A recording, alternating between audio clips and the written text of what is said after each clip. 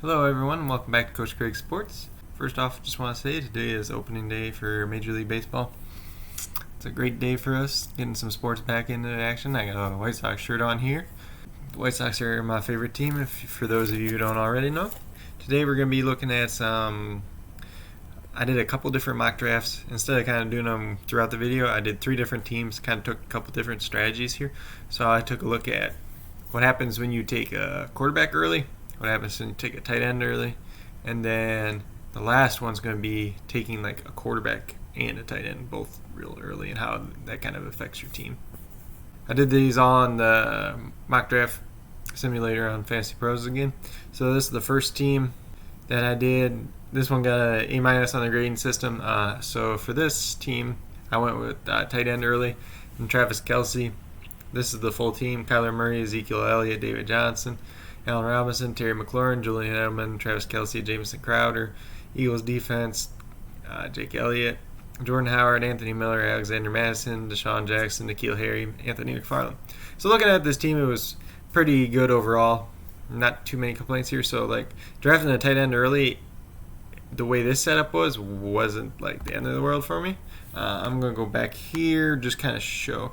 So this draft, we got the 4th pick. All these leagues are going to be 12-team leagues, half-point PPR, just the standard I'm using. So we went Zeke.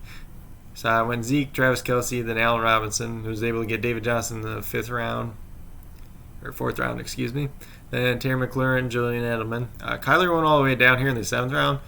I wasn't really planning on taking a quarterback too early, especially since we took the tight end early. But Kyler was there like in the 7th round. A lot of times he's gone like the 5th or 6th round. So it was good value, so we kept it.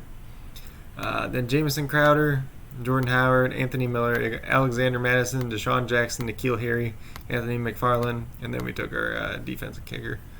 So overall with this, I say this wasn't a bad team for taking the tight end early. The only thing I say is maybe the running back depth wasn't as strong as it could have been otherwise. So if we're looking here, so we took Travis Kelce here, maybe we could took so we're going to look at the opportunity cost. Just because we took Travis Kelce here, we could have took Todd Gurley here. We could have took Austin Eckler. We could have took Kenny Galladay, somebody like that. Leonard Fournette, Clyde Edwards-Helaire, James Conner, people like that. So taking the tight end early, we could have grabbed another running back there, been a little bit more set there. Could have grabbed a wide receiver, then took a running back here. Just a lot of different options we could have done instead. So that's kind of a little bit of the opportunity cost, but in this case it didn't really hurt us too much. Let's see, going down here. So maybe we say we take that running back there, and then we take a tight end. Maybe we get Austin Hooper here instead of Alexander Mattison. So how much better is Travis Kelce than Austin Hooper? And then how much better is Todd Gurley than Alexander Mattison? So that's just kind of a question you want to ask yourself when you're doing a strategy like this. So this was the first team. This is if we just take a tight end early. So for the most part, I'm considering early like the first or the 2nd round. I would never really say that you should take a quarterback or a tight end in the 1st round unless you're playing like a super flex league. Let's see here. So the second team, we took a quarterback early. So we had Lamar Jackson, Joe Mixon, Clyde Edwards-Helaire, Robert Woods, Tyler Boyd, Jamison Crowder, Hayden Hurst, David Montgomery, Chargers defense, Greg Zuerlein, Kareem Hunt, Jordan Howard, Mike Williams, N'Keal Harry, Damian Harris, and Joshua Kelly. So that was our team. I'll show you kind of pick by pick who we took. My team was here. We got the 8th spot in this pick. So I went Joe Mixon 1st round. Obviously, I've talked a little bit about Joe Mixon. I like him a lot this year, so if he's in that 8th spot and I can get him, but always been taking him there. The picks before that were pretty standard picks. The only one being maybe Dalvin Cook if he holds out. We took Lamar Jackson in the 2nd round. So here, when you're taking Lamar Jackson, you can obviously see we could have took somebody like Josh Jacobs or Kenyon Drake, and that would have been a good pick at that spot.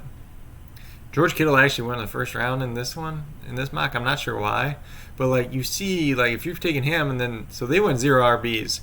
Here they took George Kittle, they took 3 wide receivers, and then they went running backs after that. But they took 3 rookie guys, and they're just taking a chance on all of them. So like there's a big opportunity cost there. So we were here. Then I took Clyde Edwards-Helaire in the 3rd round.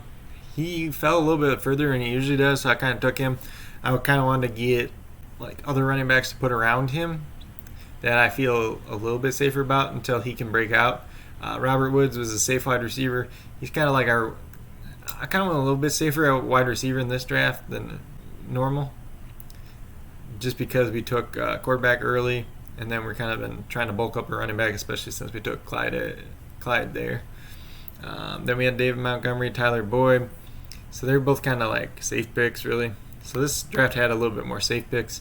Kareem Hunt fell all the way to 7th, so we kind of took him there. Jamison Crowder, another safe pick. Jordan Howard, another safe pick. So in this situation, we got David Montgomery, Jordan Howard, and Joe Mixon. So we can kind of start those 3 running backs if we need to until like Clyde's ready. Like Jordan Howard and Montgomery aren't going to kill us, or if we start Kareem Hunt, like we got some options just in case Clyde doesn't pan out. So like I want to put a little bit of safety there. Then we took Mike Williams in the 10th round. I think that was a good value there because most of my drafts I haven't been drafting Mike Williams. It just seems like he's gone before like where I would consider him kind of a value. There's a big wide receiver run right around where he got picked at, so we picked him, and then about 5 or 6 wide receivers got taken after that.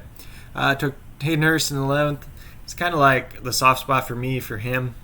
It's kind of where tight end drops off a little bit, but I'm not afraid to draft him there.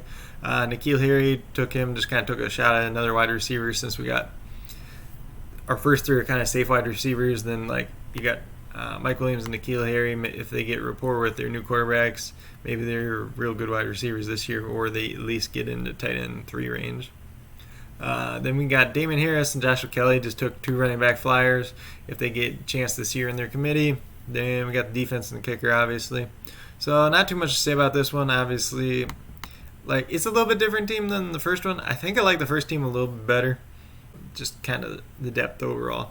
This team I kind of went a little bit more safe, but nothing too crazy.